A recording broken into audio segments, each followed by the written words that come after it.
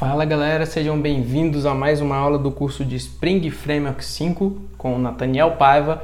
E nessa aula nós vamos criar o nosso primeiro projeto aí pelo Spring Tool Suite.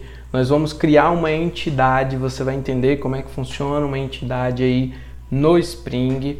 E vamos entender um pouco sobre o JPA e vamos utilizar o JPA na prática aqui com o H2, um banco de dados em memória, beleza? O que é o JPA, Nathaniel? Java Persistência API, ou seja, uma API do Java para que a gente consiga utilizar aí as nossas persistências aí de banco de dados, beleza? É uma API do Java para trabalhar com dados, isso mesmo. A JPA é apenas uma especificação. O que significa isso, Nathaniel? O que é uma especificação?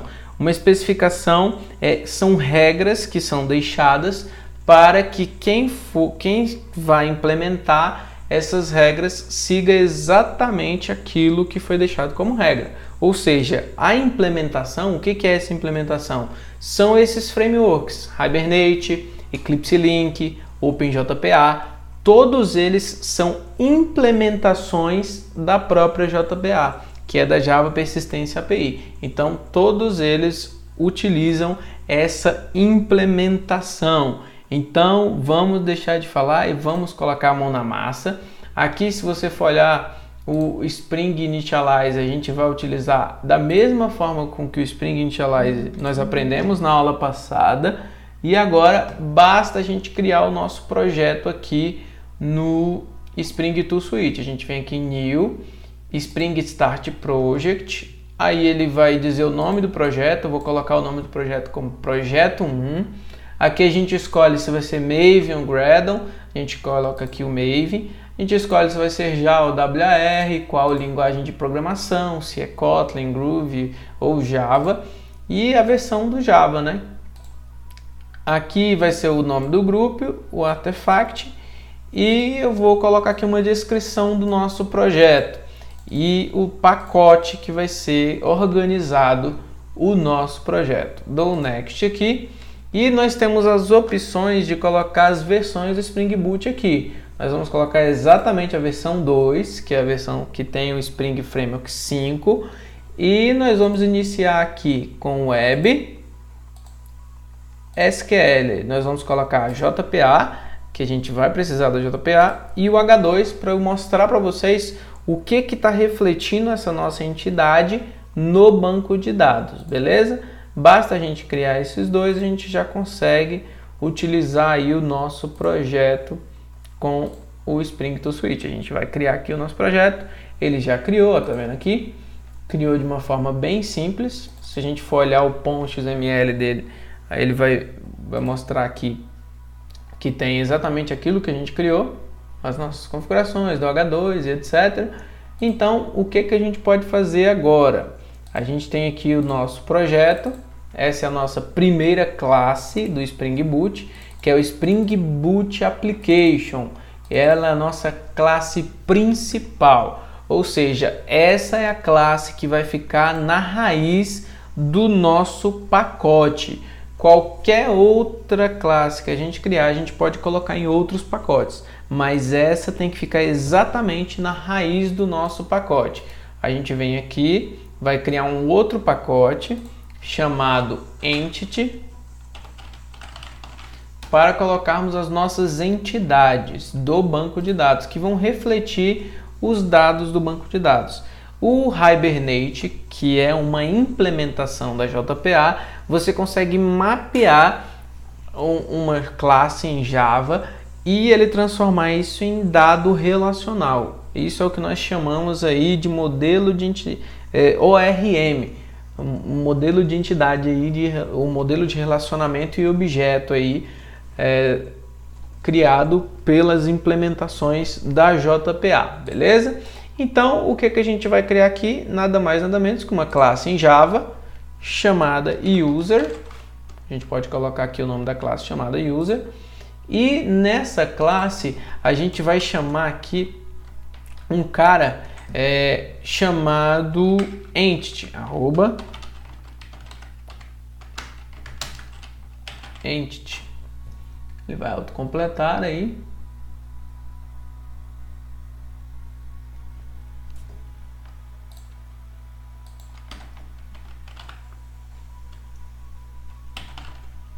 Entity.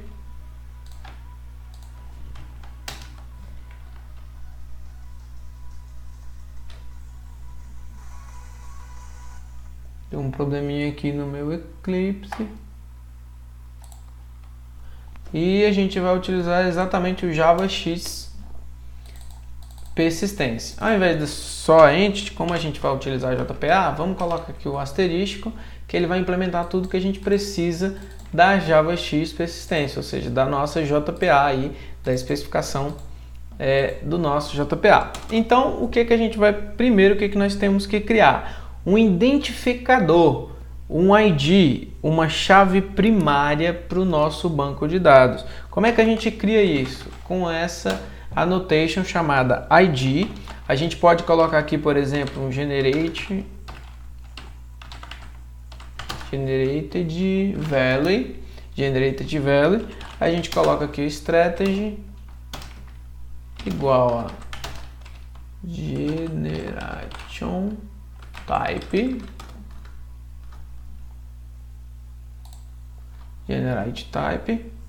ponto auto. Não precisa ser esse aqui, pode ser o da especificação mesmo, generate type auto. E aqui a gente coloca private long id, que é o nosso identificador da nossa tabela, vai ser o nosso identificador, por exemplo. E esse autoincremente aqui que a gente está colocando é para ele conseguir gerar a chave primária automaticamente. Por exemplo, se for um banco de dados igual o MySQL, ele vai gerar um autoincremente nessa tabela. Se fosse um banco de dados igual o Postgres, ele geraria uma sequence de acordo com o banco de dados. Então, se a gente fizer assim, ele fica bem genérico para os bancos de dados relacionais, mesmo que eles tenham uma forma diferente de chave primária. Então, eu venho aqui, private string, vamos colocar um name, por exemplo, esse usuário pode ter name, private string e e-mail, vamos colocar name e e-mail. Tá, agora eu posso criar alguns métodos que são importantes para minha entidade, que são os getter e setter. A gente vem aqui em source, generate getter e setters, gera o getter e setter de todos eles, posso dar um select all ou deselect all aqui e dar um OK. Ele gera aí todos os getter e setters da nossa entidade. Basta uma entidade como essa para que o ORM, ou seja, o Hibernate, gere uma entidade, ou gere uma tabela no nosso banco de dados. Basta somente isso aqui. Como é que a gente vai fazer isso? A gente vai rodar aqui a nossa aplicação, Spring Boot App, vai subir aí a nossa aplicação. Se você for perceber, ele está aqui subindo o Hibernate também, que é na versão 5, beleza? Está subindo aqui o Hibernate, está iniciando o JPA com Entity Managed Factory e agora ele startou o nosso projeto na porta 8080. A gente vem aqui e vai tentar acessar o H2 Console. Só que o H2 Console a gente precisa habilitá-lo dentro do nosso projeto do Spring Boot. Onde que é possível habilitá-lo, Nathaniel? Aqui em Application Properties, apenas usando Spring H2 Spring.h2 console enable true. Basta a gente fazer isso, a gente roda o projeto aqui. Rodei o projeto. Ele vai subir o projeto aí pra gente. Subiu o projeto, iniciou o projeto. Agora basta a gente acessar aqui, ó. Ele vai vir com esse console aqui do H2. Escreva aí exatamente isso aqui, ó, JDBC H2 main, que vai ser um banco de dados em memória. Enquanto o servidor estiver de pé, esse banco de dados vai existir com os dados que estão nele. E aqui a gente pode colocar, sei lá, meu banco de dados, meu banco. E aqui o username é SA e o password vazio. A gente conecta, olha que legal.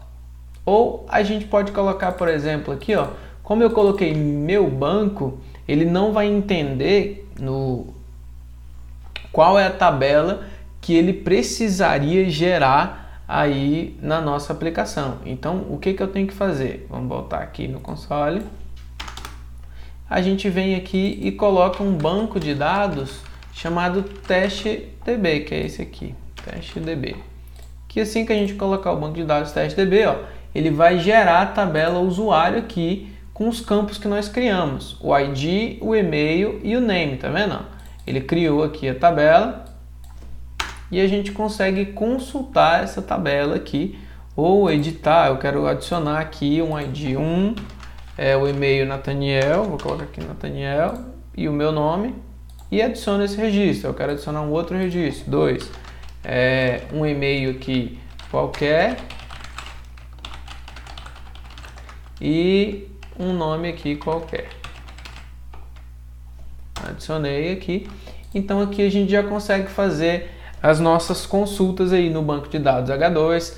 Se eu quiser aqui a select asterisco from, tem até algumas opções aqui interessantes, ó. Eu posso vir aqui where name, sei lá, igual a qualquer.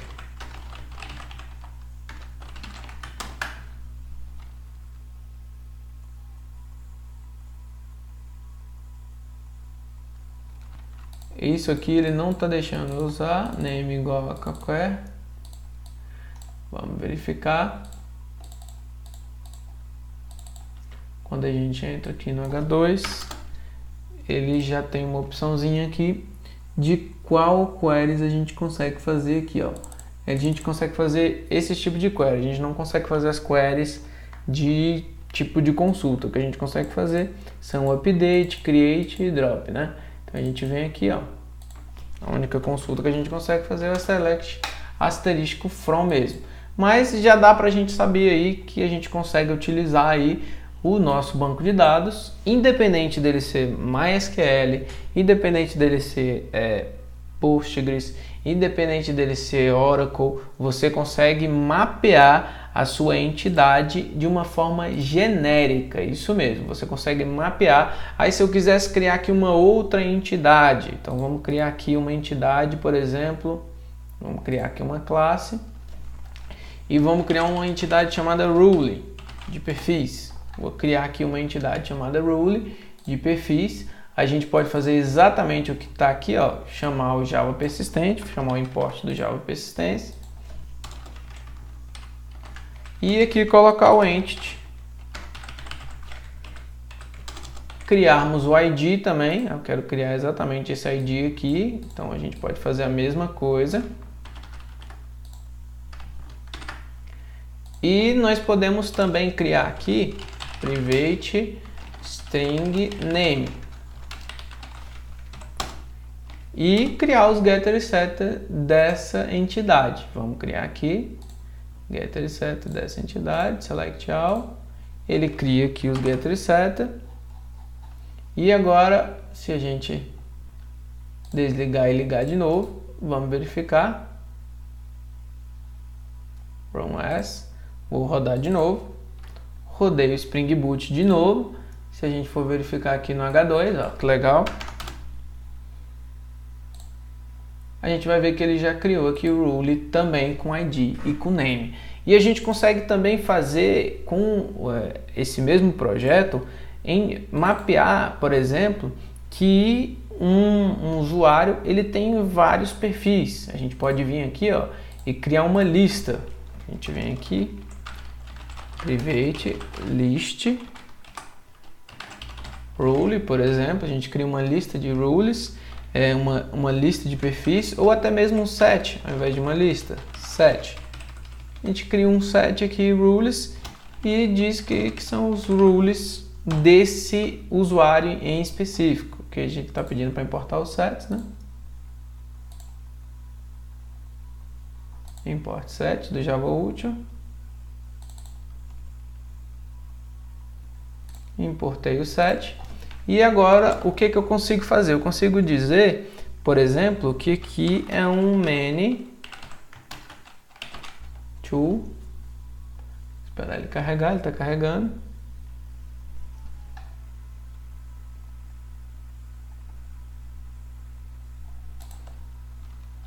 Many to many do Java Persistência, e eu coloco aqui exatamente o many to many para ele dizer que, pô, isso aqui tem um relacionamento de 1 para n. Então, vamos fazer isso aqui. Se a gente desligar e ligar de novo, olha que legal, o que vai acontecer. Vou subir.